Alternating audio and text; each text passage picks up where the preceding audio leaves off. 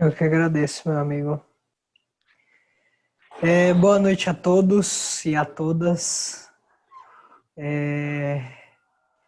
Que possamos nessa noite refletir um pouco sobre esse tema, para, quem sabe, elevar um pouco da nossa compreensão. A gente sabe que a maioria de nós já é mais ou menos versado nas letras da doutrina espírita. Estamos frequentes aí no movimento espírita há já um tempo, Foi, cada um de nós da sua forma, da sua maneira.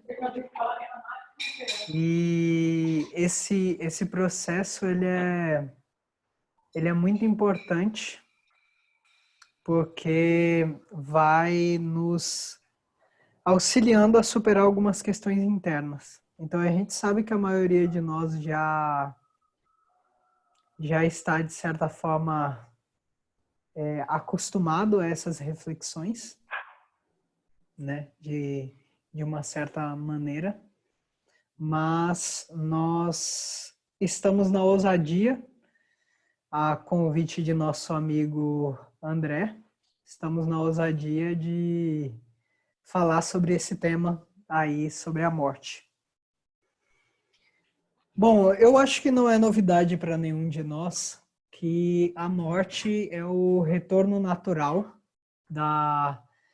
de nossa alma ao mundo dos espíritos. E a forma pelo qual isso é feito vai depender de cada um de nós. É um fenômeno relativamente complexo, que, embora em muitos momentos a gente tente simplificar, mas ele é um tema muito amplo e que ele vai gerando indagações a cada momento que você se aprofunda nele.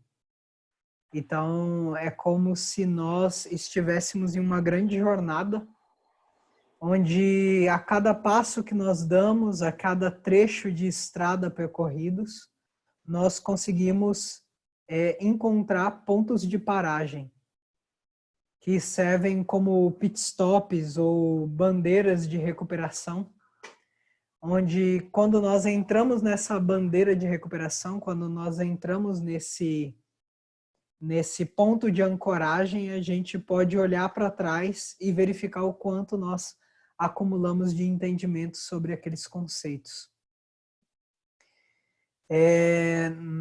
Nos últimos tempos, eu tenho refletido cada vez mais sobre a natureza do conhecimento espírita. Para quem aí não é muito acostumado a essa temática e acha que essa é uma questão resolvida, nós, movimento espírita, seja brasileiro, seja mundial, estamos ainda muito longe de compreender a natureza da doutrina espírita. O que nós desejamos dizer com isso? Quando nós falamos em natureza, nós falamos sobre o processo no qual nós entendemos do que é feito e de que forma isso interage conosco. Então, quando eu pergunto qual é a natureza, por exemplo, de um garfo, eu estou falando sobre a função desse garfo e o formato dele que faz com que ele seja um garfo e o material no qual ele é feito. Então, são essas coisas que a gente intitula por natureza. Por isso que no Livro dos Espíritos é dito que nós não conseguimos ainda compreender a natureza íntima de Deus. O que é um pouco problemático, porque a maioria das pessoas acham que a gente não consegue compreender Deus.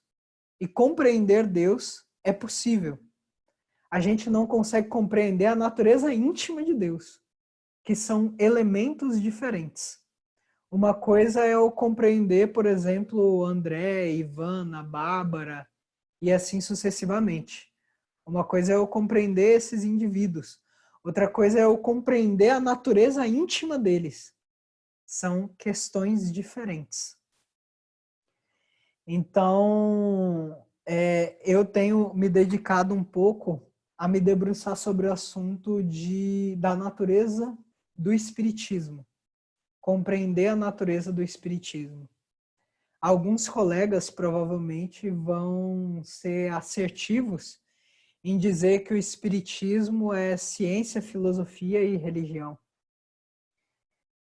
A grande questão é que, além disso, na atualidade, dizer algo, mas quase não dizer nada, você tem uma série de outras problemáticas dentro dessa questão.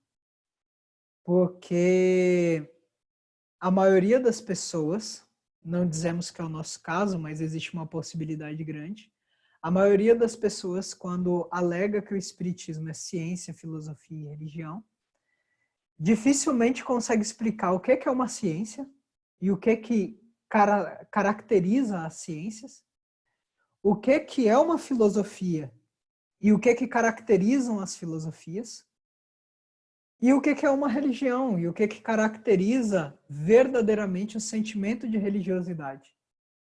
Então, é como se você tentasse definir algo que você não sabe com palavras que você desconhece. Além disso, existe um campo vasto de discussão nesse sentido que as pessoas desconhecem. A opinião de Kardec sobre o que é o espiritismo, qual a natureza do espiritismo, foi mudando ao longo dos anos. Uma coisa é Kardec no Livro dos Espíritos, em 1857. Outra coisa é Kardec no que é o espiritismo, em 1860. Outra coisa é Kardec no Livro dos Médiuns, em 1861. Outra coisa é Kardec ao longo da Revista Espírita, trazendo diferentes compreensões. E aí, chegando no corolário da Gênese e na Revista Espírita de 1869. Kardec muda de opinião sobre o que é o espiritismo. Alguns colegas, leitores, vão colocar que ele não mudou de opinião, ele apenas abrangeu mais. Mas a questão é que são naturezas muito diversas que ele coloca. Se você pega Leon Denis, ele já traz uma outra ótica, diferente das óticas apresentadas por Kardec, porque Leon Denis escreve em 1910, 1920, já é um outro movimento espírita. E foi assim ao longo das décadas. Emmanuel já traz uma outra característica de espiritismo, uma outra natureza. E, por exemplo, eu adquiri recentemente um livro de um pesquisador que deve ser do conhecimento da maioria de nós, chamado Zalmino Zimmermann.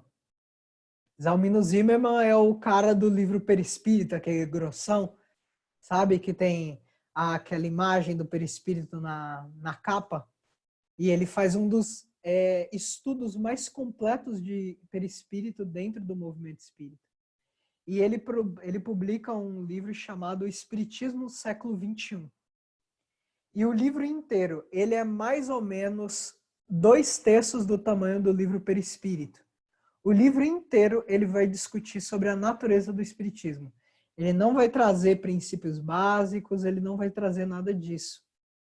Ele vai trazer sobre a natureza do espiritismo, só.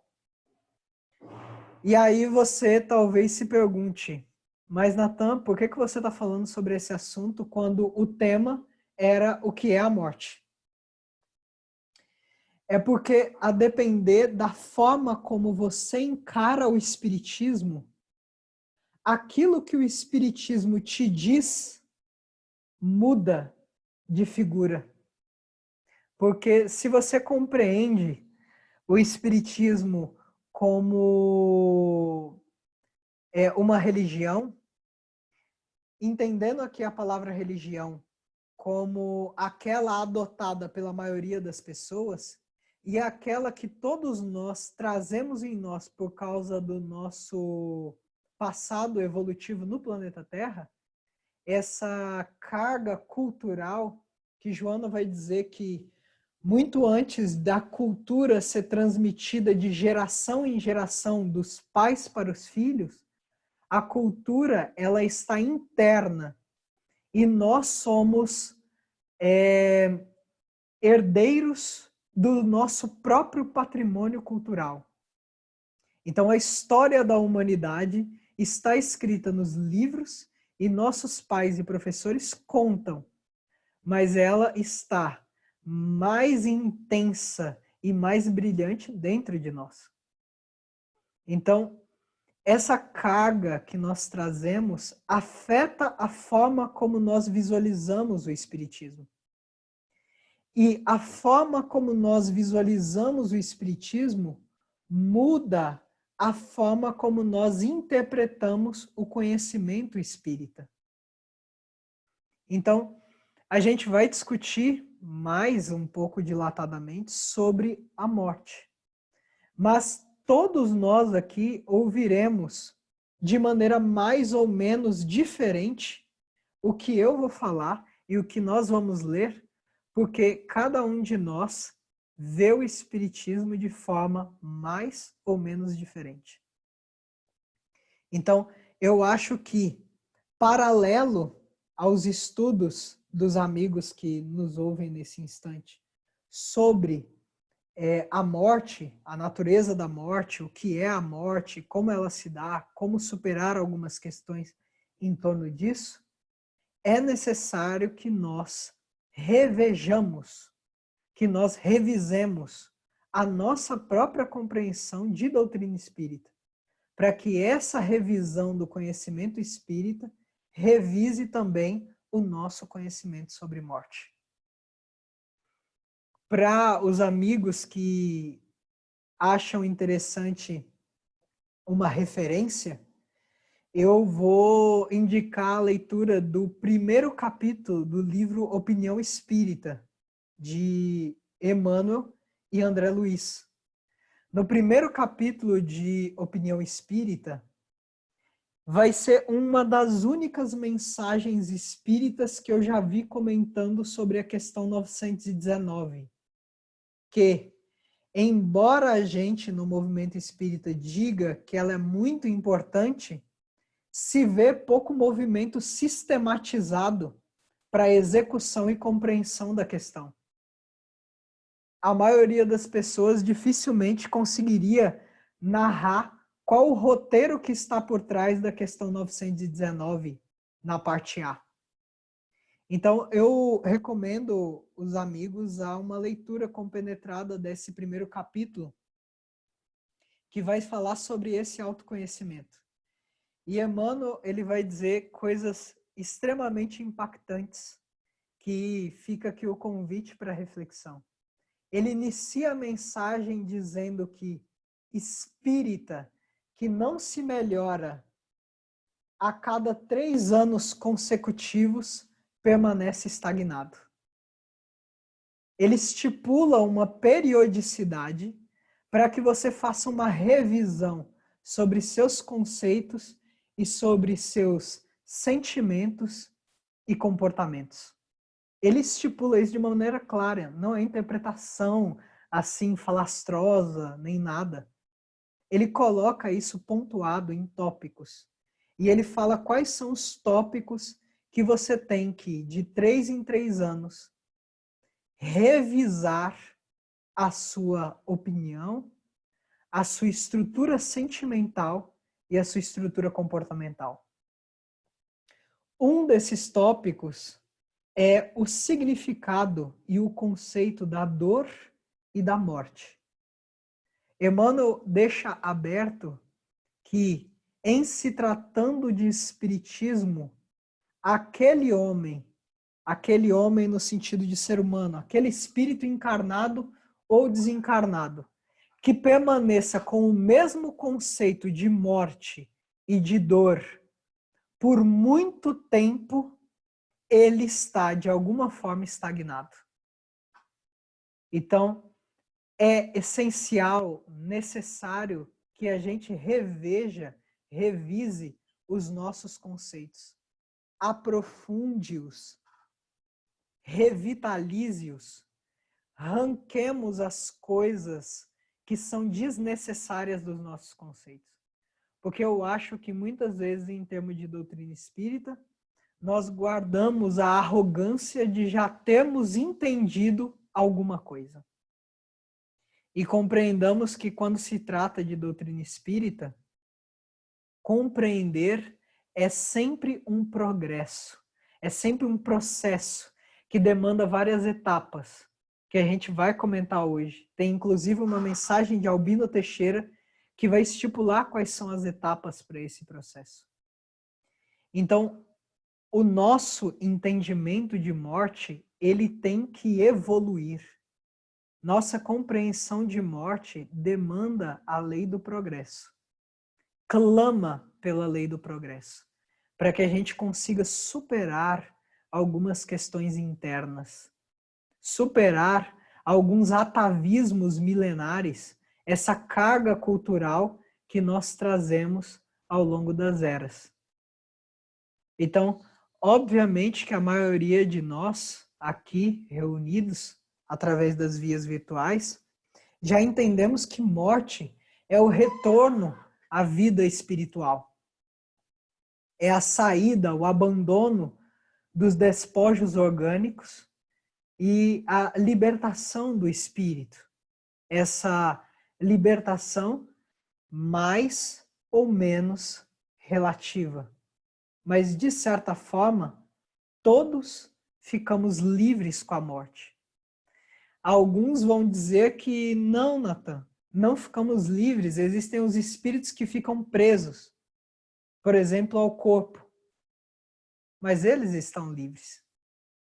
Eles se prendem, do mesmo jeito que uma pessoa se enclausura em um quarto por livre e espontânea vontade. No sentido de liberdade, a gente diz que o corpo, como a gente já conhece as analogias do Livro dos Espíritos, o corpo funciona como uma cúpula de vidro, um vidro muito grosso e um pouco opaco. A luz do espírito brilha dentro dessa cúpula de vidro, mas ela não consegue sair dessa cúpula de vidro em sua integralidade. Então nós manifestamos para fora, através do corpo físico, apenas uma parcela da luz do espírito.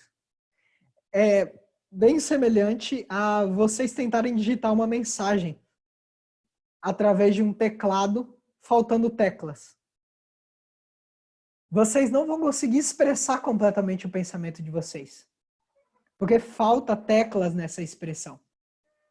A questão é que nós nos acostumamos tanto a essa falta de teclas que a gente acha normal o jeito que nós escrevemos. E é aí que mora o problema. Nós nos acostumamos culturalmente a viver no corpo, de tal forma que a gente pensa, nós pensamos, que nós somos o corpo. E aí esse processo de morte é bem impactante para a maioria de nós. Desconhecido, longínquo, distante, por causa dessa carga cultural. Não basta que você leia o Livro dos Espíritos para superar o temor da morte. E aí o que acontece? Como o nosso movimento espírita ele avançou, né, no tempo aí, e a gente foi se reproduzindo, as casas espíritas foram se reproduzindo, e assim sucessivamente, nós criamos um costume bem interessante, na minha opinião, que teoria é uma coisa e prática é outra.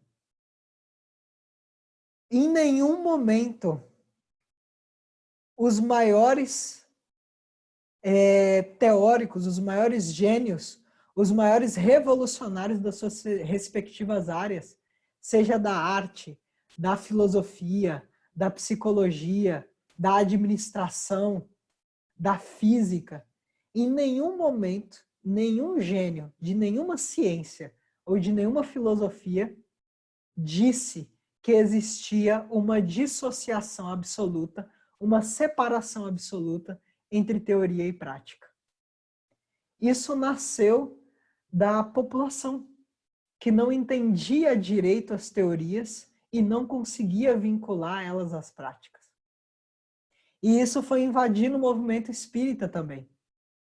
De tal forma que, na atualidade, eu digo para vocês, talvez se a gente for de uma maneira muito formal, se a gente for perguntar de uma maneira muito chique, as pessoas vão responder aquilo que elas não pensam. Porque eu sei que vocês entendem essa reação natural. Se você pergunta algo para uma pessoa, geralmente ela vai responder de acordo com o que ela acha que é melhor responder naquele momento. Então, se ela está em uma manifestação política, por exemplo, onde ela está em torno de 1000 pessoas de um partido, e uma pessoa vira para ela e fala: você gosta desse partido nosso aqui? A chance dela responder que sim é muito alta. Porque ela pode pensar que sua vida está em risco, sua saúde está em risco se ela responder que não. Então, embora esse seja um exemplo um pouco extremista, dentro do movimento espírita a gente instaurou algumas culturas comuns. A cultura do assuma todos os defeitos para todo mundo, sempre. Então, temos a cultura de sempre falar: ah, eu sou orgulhoso demais, nossa, como eu sou inferior, nossa, como eu sou egoísta, nossa, como eu sou vaidoso, nossa, como eu sou isso, nossa, como eu sou aquilo, nossa, como eu sou aquilo outro.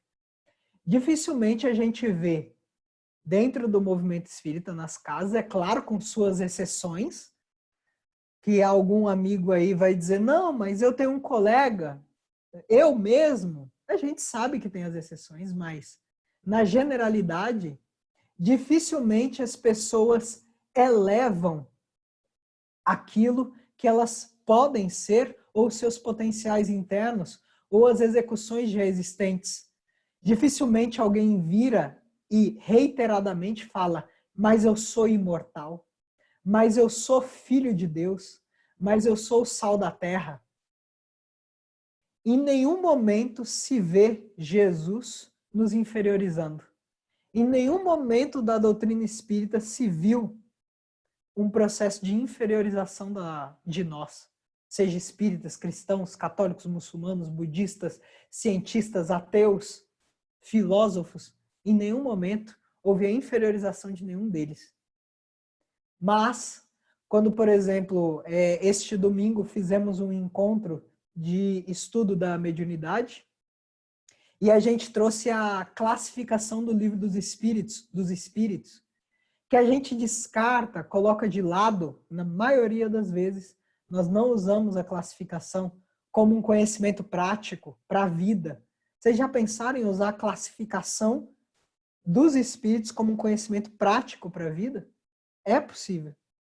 Quando você vira e conversa com as pessoas, com os colegas sobre classificação dos espíritos, normalmente, qual é um dos comentários que com certeza virá? Que nós somos o quê? A terceira ordem, espíritos inferiores. Pessoas que falam disso estão se reafirmando espíritos inferiores. De certa forma, elas se deleitam no assumir, no se vanglorizar. Isso não é uma coisa para se comemorar, não é um troféu, isso não é humildade. Se você virar e perguntar para a maioria das pessoas, uma pessoa humilde fala que é humilde, a maioria das pessoas dirá: não, de jeito nenhum. Aí eu viro e falo: então Jesus não é humilde, porque ele falou: aprendei comigo que sou humilde e manso de coração. Às vezes a gente estipula réguas de medição que não se aplicam às realidades espirituais, que não se aplicam a esses processos que nós temos que refletir. Embora que essas questões de classificação dos espíritos a gente pode guardar para uma outra oportunidade, viu, Mr. Andrew? É um ponto de reflexão muito grande. Por que eu estou falando essas coisas? Porque se instaurou na cultura do nosso movimento espírita que o medo da morte, o temor da morte não é superável. Que todo mundo vai ter, em algum grau, o medo da morte. Quando uma leitura superficial da codificação não precisa de estudos aprofundados, Kardec deixa explícito que o medo da morte, o temor da morte, é plenamente, absolutamente superável. De tal forma que ele diz que o espírita não teme a morte em nenhum grau, que até mesmo trata ela com frieza, com desdém, algumas vezes até com uma ótica prazerosa. Chega a afirmar isso, porque ele percebe que se o espírita compreende que a morte é a libertação desse globo que nos oculta, nos prende, nos limita, a morte será sempre uma libertação. Mas, Natan, eu não sei o meu teor moral, eu não sei se eu vou conseguir alcançar essa libertação, eu não sei se eu vou ser feliz após a morte. A resposta é bem simples. Você é feliz agora? Se você é feliz agora, a morte não vai modificar isso. Se você não é feliz agora, a morte também não vai modificar isso. Porque a morte não vem para modificar esses estados. Ela vem para revelá-los de uma maneira mais ampla, mais profunda. E Kardec deixa bem claro, como André sinalizou, e aqui eu só estou futucando o que já está futucado, o temor da morte ele é plenamente superável, porque ele se baseia em uma ignorância. Todos os males provêm da ignorância. Pensem, pessoal. O Livro dos Espíritos afirma que os espíritos nasceram simples e ignorantes. Estando na ignorância a nascente de todas as mazelas. A questão é que a gente sempre pensa que ignorância está vinculado à memorização.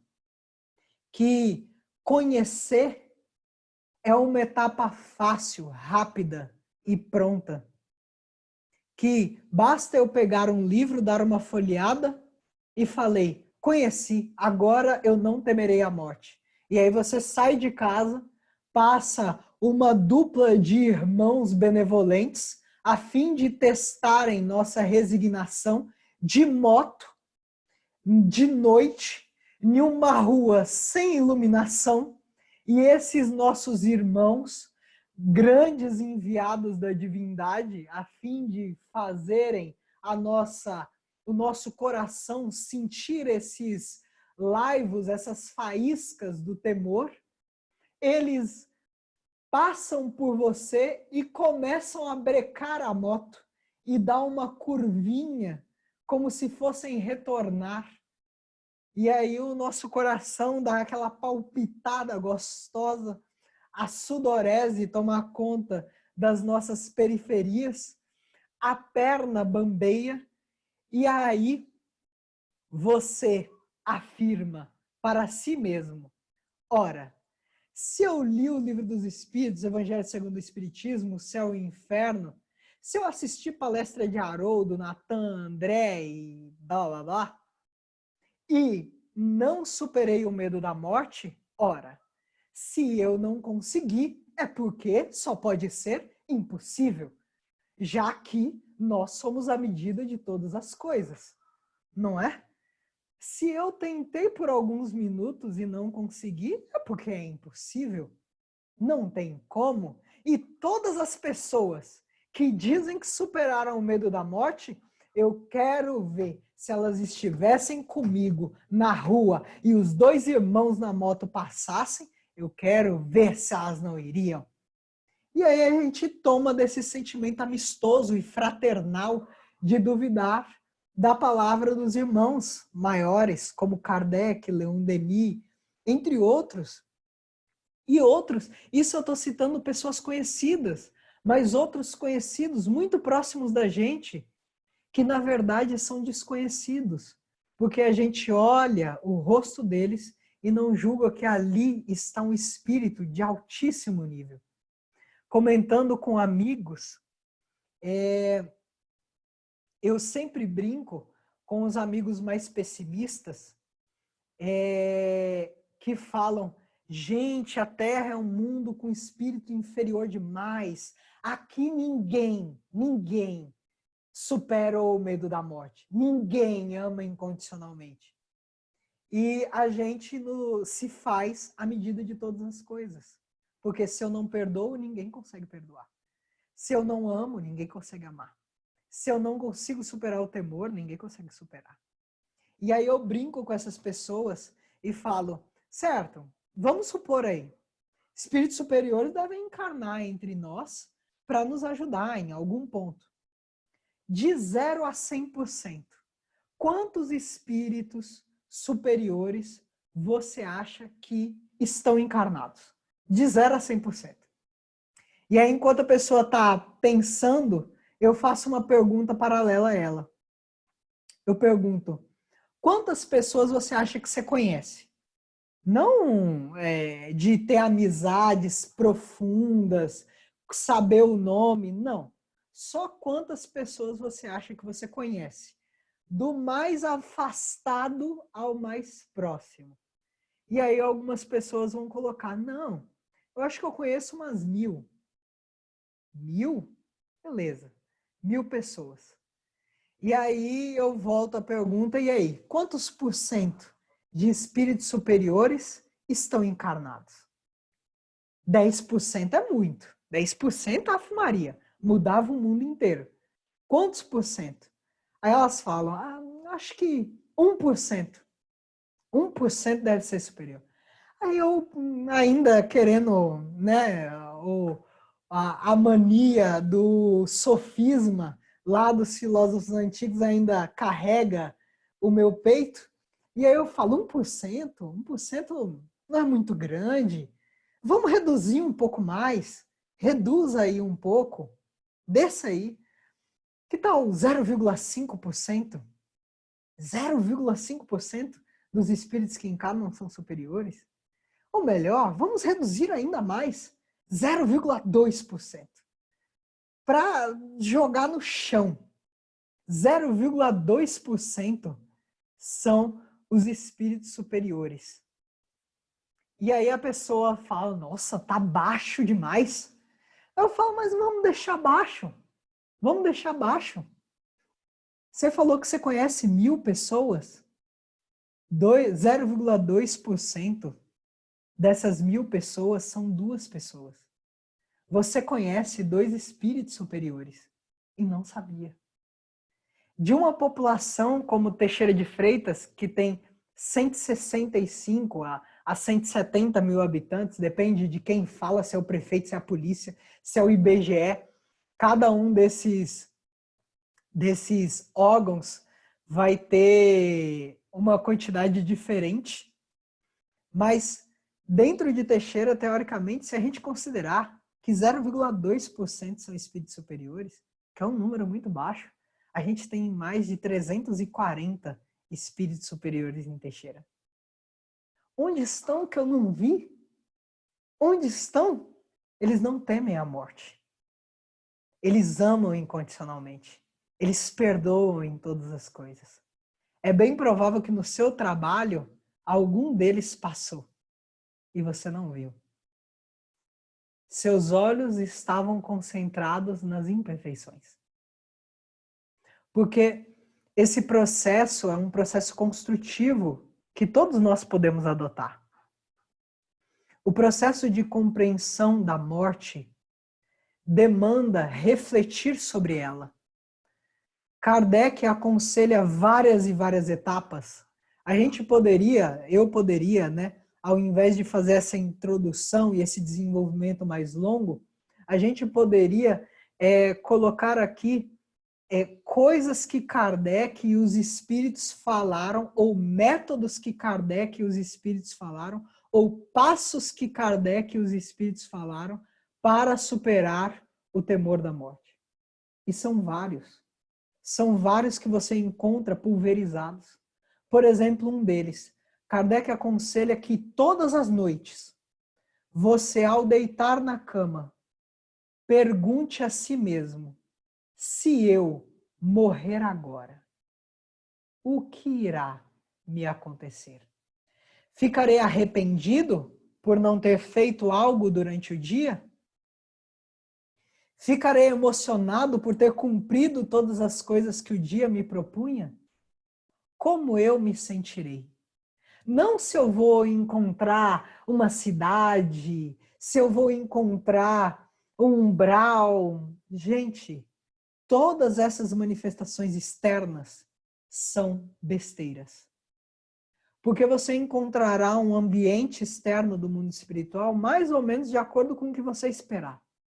Agora, como diz irmão Jacó na introdução, no prefácio do livro Voltei, enquanto que os fenômenos externos são sempre mais ou menos fiéis ao que nós esperávamos, os fenômenos internos são sempre surpreendentes, impactantes, profundos. Então, Kardec fala: ore todas as noites e pergunte a você mesmo como você estaria, como sua consciência estaria se você morresse hoje. Obviamente que no primeiro dia, um certo temor vai tomar conta. Mas com o passado você pratica isso todos os dias, esse assunto, e se eu morrer, começará a se tornar comum, começará a se tornar uma reflexão normal. E em muitos momentos, por exemplo, hoje em dia eu me pego sentando nos meios dos meus estudos e pensando sobre o momento da minha morte. E já começando a fazer planos para a próxima vida. Ó que ousadia! Porque a gente acha que os planejamentos reencarnatórios, não, você só pode planejar em determinado momento. Mas peraí, depois de desencarnar, não continua sendo eu? Então eu não posso começar a traçar alguns planos? Então, morrer e encarnar começam a se constituir em operações comuns. Mas, dentro da nossa cultura brasileira, o que é normal? Morrer? Ave Maria, que assunto fúnebre, que assunto pesado, que assunto ruim, que assunto triste. Não bate na madeira. Já tive muitos amigos espíritas que a gente brincando, por exemplo, estávamos de carro andando e aí eu falei, já pensou se um carro batesse na gente e a gente tivesse que morrer junto? Como que seria? E aí a pessoa, Ave Maria, Deus que me livre, meu Deus do céu, falar de morte na hora que eu estou dirigindo e eu não dirijo, então a pessoa que estava dirigindo, meu Deus, mas nossa, Nathan, você vem com uns papos muito esquisitos. Mas não é papo esquisito. Por que que pensar na morte é papo esquisito? Se é tão certeiro quanto a vida. Pensar, elucubrar, buscar compreender, até que você sinta. Porque essa meditação feita todos os dias, a todos os momentos, vai proporcionando com que a gente sinta a realidade da morte. Porque mesmo que você leia em um livro, o livro não te proporciona o sentimento. O que vai te proporcionar o sentimento é você refletir, meditar todos os dias, por várias vezes, e vários dias, por vários meses. Essa marcação espiritual que você vai cavando no próprio espírito, no seu próprio espírito, vai te proporcionando uma compreensão, um discernimento mais profundo disso. E aí vai sensibilizando o seu coração a sentir essas verdades. E sentindo essas verdades, você vai ser capaz de viver essas verdades.